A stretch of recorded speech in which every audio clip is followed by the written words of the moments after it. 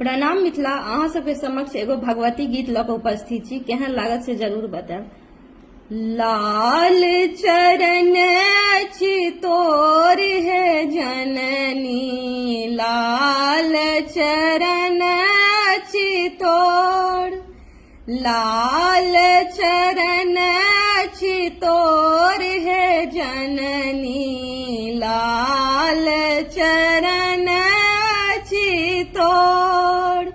लाल रंग ओढ़न माँ के, लाल रंग पहिरन, लाल रंग ओढ़न माँ के, लाल रंग पहिरन, लाले रंग सिर के सिंदूर है जननी, लाल चरण अछि तोर, लाल चरण अछि तोर है जननी, लाल चरण अछि तोर।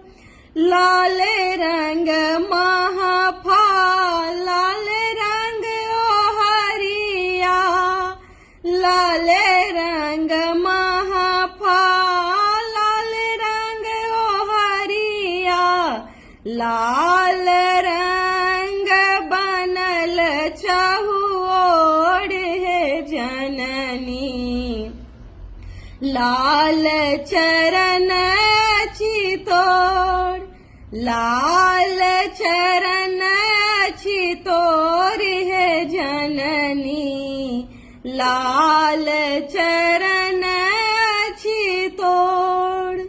लाल रंग धन दिया जननी, लाल रंग मन दिया जननी, लाल रंग राखब मोर है जननी, लाल चरण अछि तोर, लाल चरण अछि तोर है जननी, लाल चरण